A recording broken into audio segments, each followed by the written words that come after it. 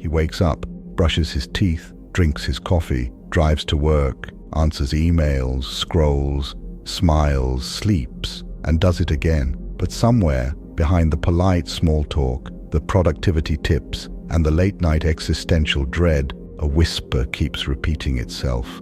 None of this makes sense. It's not depression, not laziness, it's the truth. And the most terrifying part, everyone else knows it too. They're just better at pretending they don't. This is the world Albert Camus walked into and refused to lie about. Because unlike the optimists who comforted you, and unlike the pessimists who tried to destroy you, Camus saw a third option, not to escape the absurd, but to face it and live anyway. You've felt it, haven't you? That creeping sense that something doesn't add up. You follow the rules, you do what you're told, you chase the career, the relationship, the perfect weekend getaway. But the more you check the boxes, the emptier you feel. It's not that your life is bad, it's that it's disconnected from anything real. You wake up and do what you did yesterday, and no matter how much you accomplish or achieve, a silent voice keeps asking, why? Not in a dramatic existential panic, but in that quiet 3 a.m. ache when everything slows down. This isn't a personal flaw. It's not a sign that something is broken in you. It's the natural result of living in a world that refuses to acknowledge a basic fact, that we are thinking beings, trapped in a universe that does not answer back. Camus called this the absurd, not because it's funny, but because it's a contradiction we can't resolve. We long for meaning, but the world gives us silence. We ask for answers, but the universe responds with randomness. We search for purpose, but everything dies. And most people, they run. They numb it with entertainment, distraction, ideology, or religion. They build stories to cover the silence. But Camus refused to lie. He stared into that silence and said, "This is real, and I will not look away." To understand Camus, you must first understand the absurd. It's not a theory, it's not a mood, it's a collision between two truths. Human beings crave meaning, order, and purpose. The universe is cold, chaotic, and indifferent. Put them together, and you get the absurd. It's not that life is meaningless, it's that we keep demanding it be meaningful from a world that simply is.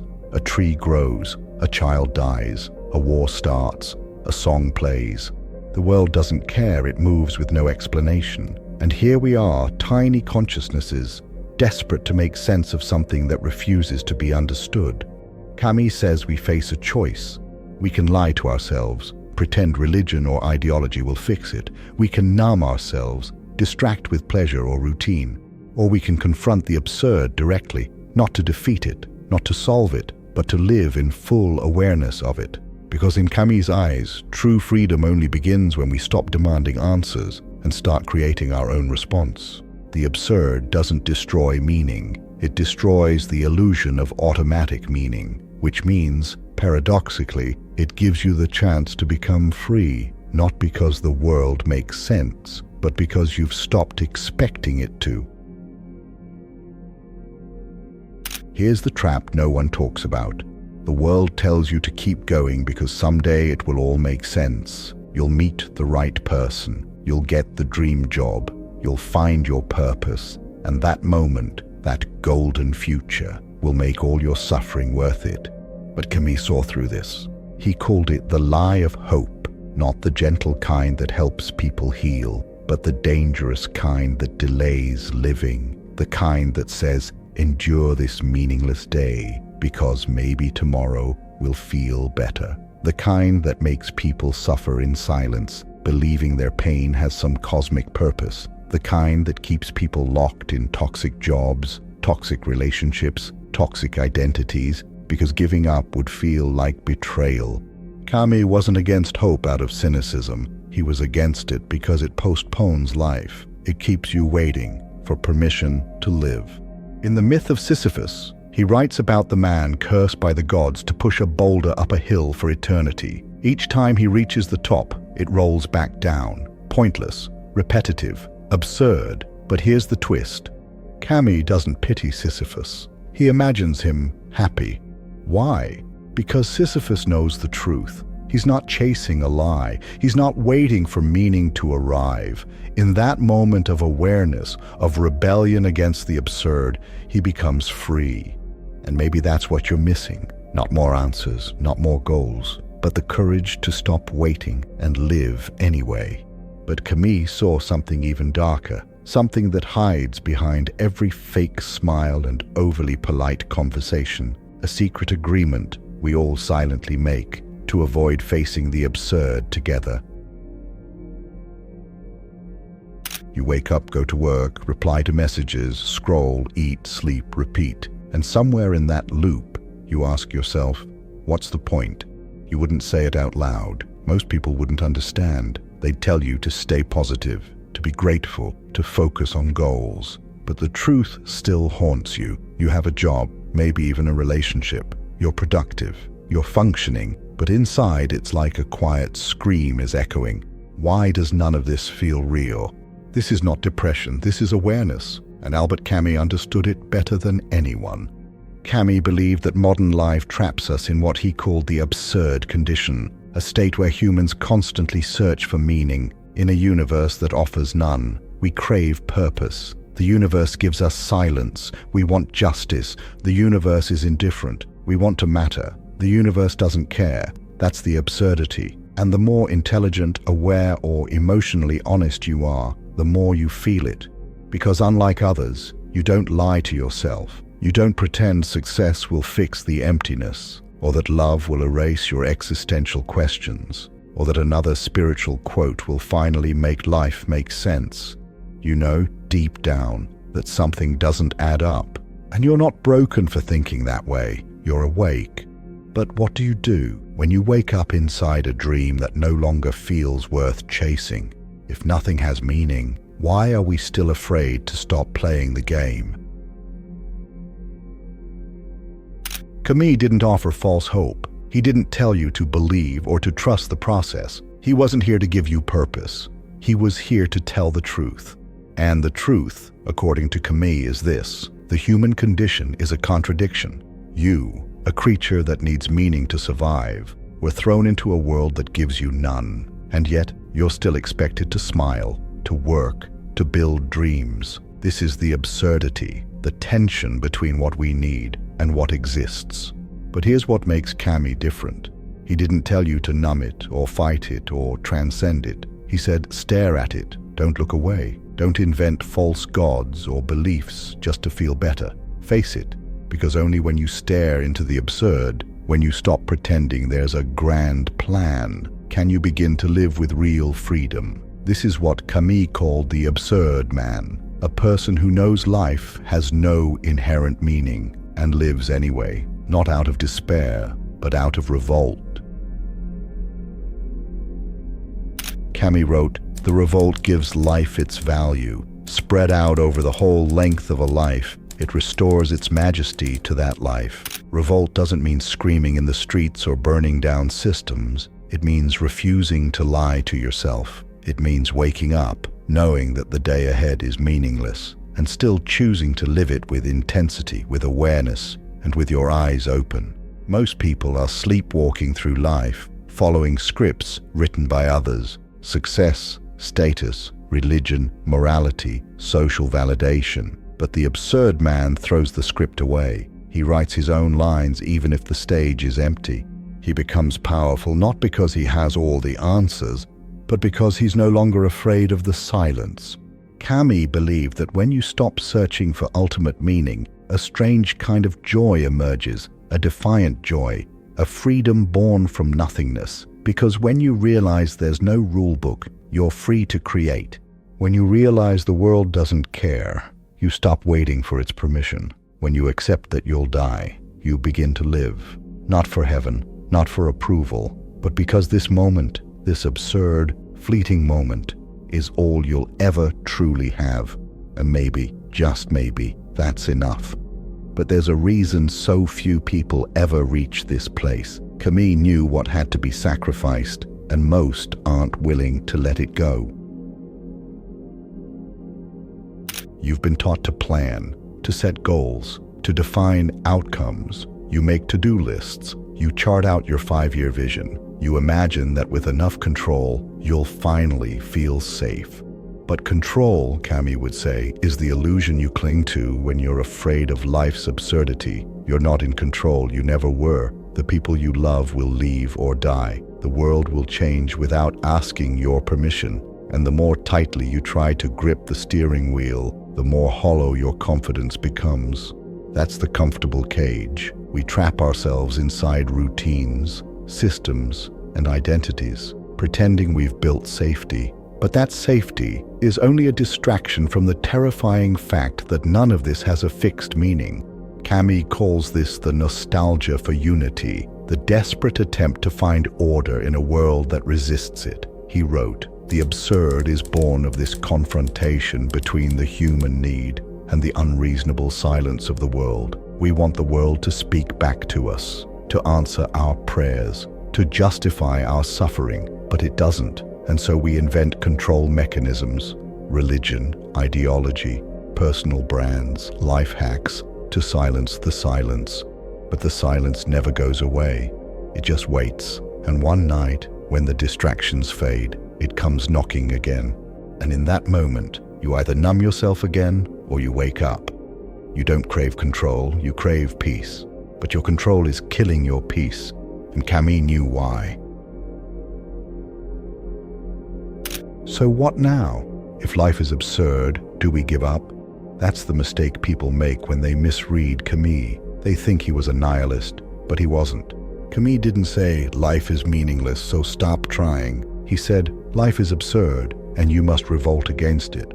But this revolt isn't political, it's internal. It means refusing to be broken by life's lack of clarity. It means living without needing a reason, and still living fully. It means waking up each day not to chase meaning, but to create moments that matter, even if the universe is silent.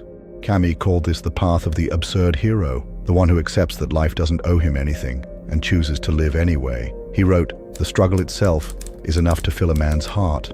That's the twist, not meaning, but struggle, not comfort, but defiance. You weren't meant to solve life. You were meant to face it head on, heart open, unafraid of its emptiness. That is the quiet revolution Camus asks of you, a revolt against despair, a revolt against surrender. But there's one final truth Camus left buried deeper, something about love, death, and what it means to truly be alive.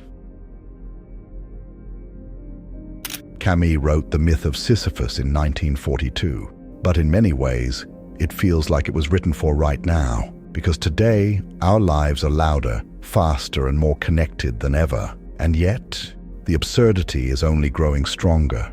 We scroll endlessly. We chase goals we didn't choose. We collect moments, not because they move us, but because they'll look good on our highlight reel. What Camus feared, a life where people sleepwalk through absurdity by chasing borrowed dreams, is now a cultural norm. And here's the terrifying part. The more meaningless things we pursue, the more we convince ourselves we're doing something meaningful. You don't even notice the absurdity anymore because it's been normalized. It's in your inbox, your social feed, your hustle playlist. We've built an empire of distraction, a culture that turns noise into purpose and stress into status. Camus would call this madness. He'd say we've industrialized absurdity and sold it back to ourselves as the good life. But deep down, it's hollow. Because even after reaching the goal, getting the praise, checking every box, the feeling creeps in again. Why do I still feel empty? The world promised you meaning if you worked hard enough, but all it gave you was performance. There's a reason Camus ended his essay with the image of Sisyphus. You know the story, condemned to roll a boulder up a hill for eternity, only to watch it fall back down again. A cycle of struggle with no reward. But Camus reimagines Sisyphus, not as a tragic figure, but as a hero. Because in Sisyphus, Camus sees the human condition, and in the moment Sisyphus walks back down the hill, empty-handed, he sees something profound. Camus writes, "The struggle itself toward the heights is enough to fill a man's heart." One must imagine Sisyphus happy. Why? Because Sisyphus is no longer pretending. He knows the task is meaningless. He knows there's no ending, no victory, no cosmic reward. And yet, he chooses to push the boulder anyway. That, Camus says, is the birth of freedom. You stop seeking the point, and you start seeking presence. You stop demanding meaning from life, and you start creating moments that matter, just because you're alive to do it. This is where your power begins. Because when you accept the absurdity, you become immune to its bite, no longer desperate for life to explain itself, no longer chasing validation or divine blueprints, no longer performing for an audience that doesn't even exist. You just live, and in that, you find something stronger than meaning. You find freedom. But if freedom comes not from finding meaning, but from releasing the need for it, then what does that say about everything you've been chasing? We've been taught to fear absurdity, to run from it, drown it in noise, escape into religion, ideology, productivity.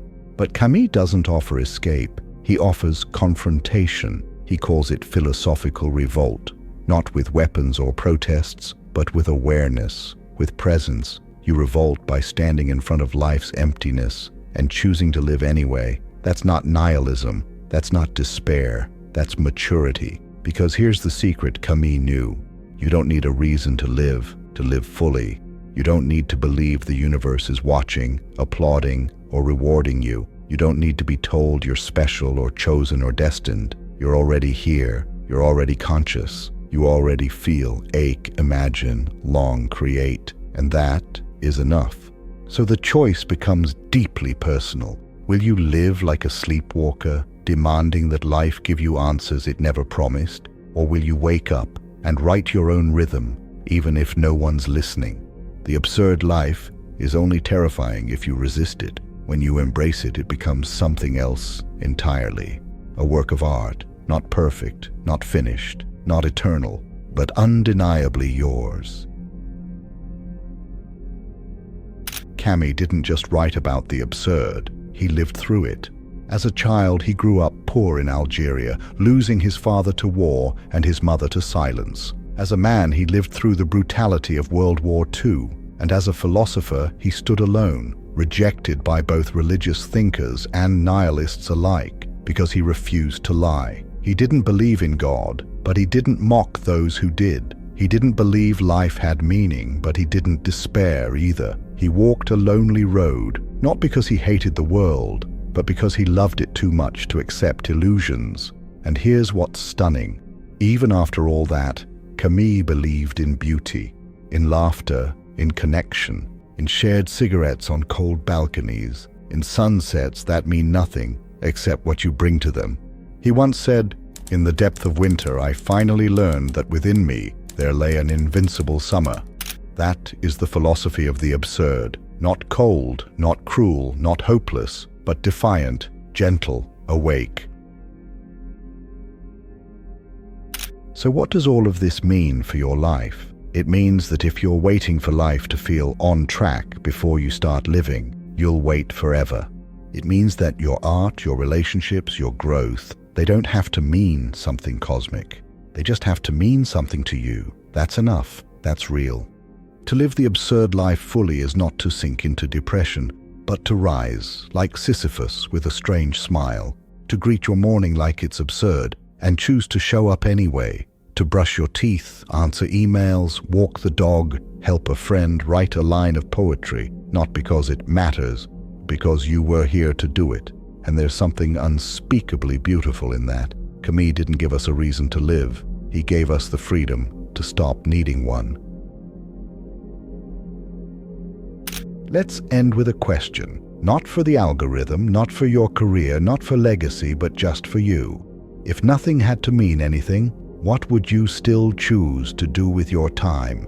That's your starting point, not your answer, your revolt. Because maybe the absurd isn't a curse. Maybe it's your permission to stop performing, to stop pleasing, to stop waiting, and to start living, not because it's meaningful, but because it's yours.